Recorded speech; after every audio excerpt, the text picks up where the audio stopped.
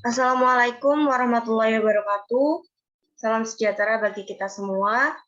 Kami dari kelompok 25 akan menganalisis sebuah studi kasus yang diberikan oleh Pak Irfandi. Kelompok 25 terdiri dari 5 anggota dan dimentori oleh Pak Darni Madi.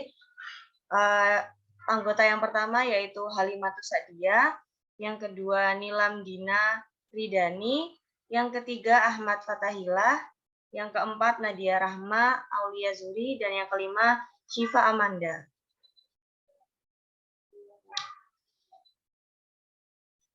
Selanjutnya analisis masalah. Terlihat dari tabel di sini dari tahun 2018 sampai 2019 terjadi peningkatan di total profit. Tetapi di awal 2020 ini terjadi penurunan, sampai di tahun 2021 juga terjadi penurunan profit hingga 30% dikarenakan adanya pandemi.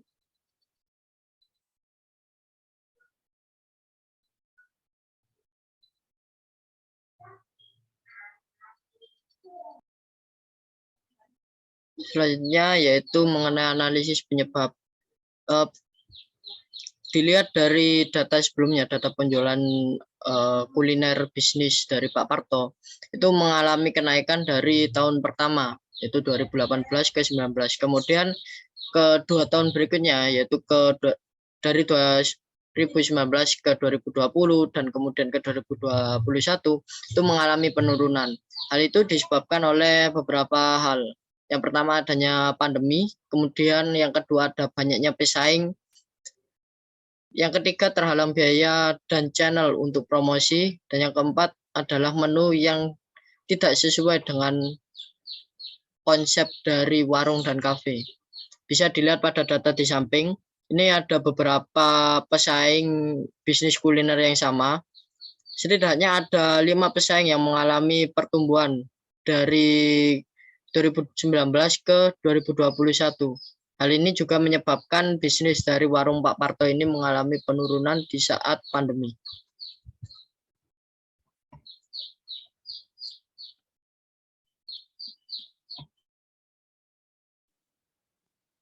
Untuk selanjutnya adalah analisis solusi, di mana dari masalah dan penyebab yang dimiliki oleh Parto Kuliner terdapat 4 solusi yang berhasil kami rumuskan. Yang pertama adalah optimalisasi media sosial, kedua marketplace, ketiga variasi menu, dan yang keempat yakni optimalisasi karyawan.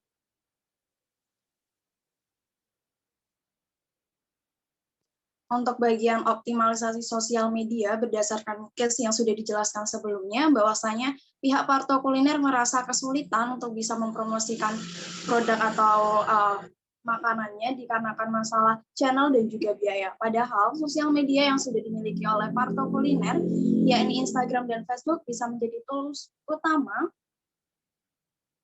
untuk media promosi yang cukup murah dan efisien. Parto Kuliner bisa mengimplementasikan digital marketing melalui lebih sering posting feed maupun story yang menginformasikan terkait testimoni pelanggan, variasi menu, dan juga cara pemesanan, atau bahkan informasi diskon. Dalam optimalisasi sosial media tersebut, ada satu aspek yang perlu diperhatikan, yakni copywriting. Copywriting sendiri bisa diartikan sebagai teknik atau aktivitas menulisan teks iklan, baik berupa tagline verbal maupun audiovisual. Misalnya, daripada hari Minggu lesu dan bad mood melulu, yuk pesan makanan favoritmu di Parto Kuliner.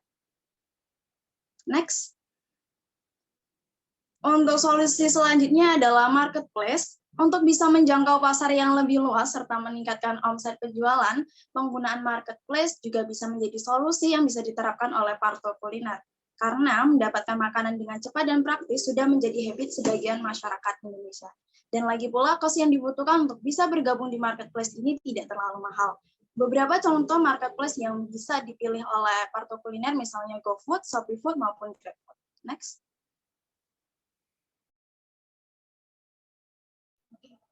Selanjutnya ada variasi menu. Karena target market juga meliputi para anak muda, tentu saja Parto Kuliner yang mengusung konsep warung dan kafe tidak bisa jika hanya menghidangkan tema makanan tradisional. tanpa adanya modifikasi atau akulturasi dengan tren yang sedang digandrungi pada masyarakat. Sehingga perlu adanya variasi menu tradisional kekinian yang diharapkan bisa menarik minat dari masyarakat, terutama para anak muda. Contohnya seperti ada menu ritos, yaitu rendang toast. Lalu ada bucin, bajigur cappuccino. Dan yang ketiga ada kezel, yaitu klepon mozzarella. Yang terakhir, solusi yang bisa digunakan oleh Parto Kuliner, yaitu optimalisasi karyawan. Di sini ada kami memberi dua masukan, yaitu kompetisi antar karyawan dan meningkatkan kerjasama tim.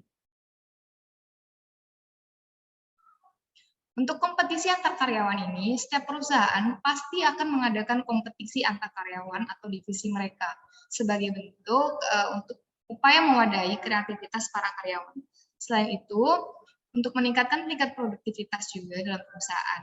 Biasanya karyawan atau divisi yang bisa menang atau mengejar target mereka akan mendapatkan bonus tambahan dari perusahaan. Tentu saja hadiah itu bisa berwujud seperti liburan, pendanaan pelatihan, dan lain sebagainya. Dan yang terakhir yaitu meningkatkan kerjasama tim. Nah, kerjasama tim ini tentunya juga merupakan salah satu aspek yang penting, terutama pada masa-masa sulit seperti ini. Adanya kerjasama tim yang baik akan membuat perusahaan dapat lebih berkembang atau bahkan bangkit dari keterpurukan. Sehingga dengan adanya proses peningkatan kerjasama tim ini diharapkan bisa menjadi solusi alternatif agar perusahaan tetap terus berjalan dan berkembang. Tentu saja tidak hanya terkhusus pada karyawan dengan karyawan, tapi kerjasama tim ini juga harus ditingkatkan antara karyawan dengan pemimpin atau pemiliknya.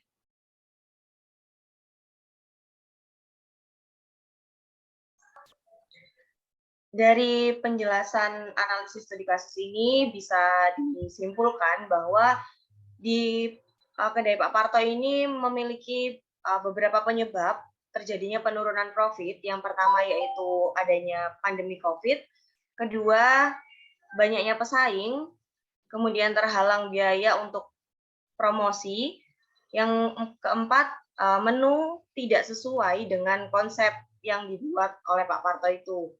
Nah, solusi yang diberikan oleh kelompok 25 yaitu adanya optimalisasi media sosial.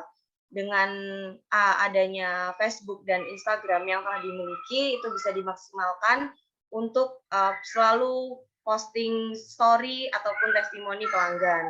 Kemudian didaftarkan ke marketplace seperti GoFood, ShopeeFood, dan GrabFood. Kemudian variasi menu yang ditambahkan. Kemudian optimalisasi karyawan juga dimaksimalkan. Sekian analisis studi kasus dari kelompok 25. Semoga bermanfaat. Wassalamualaikum warahmatullahi wabarakatuh.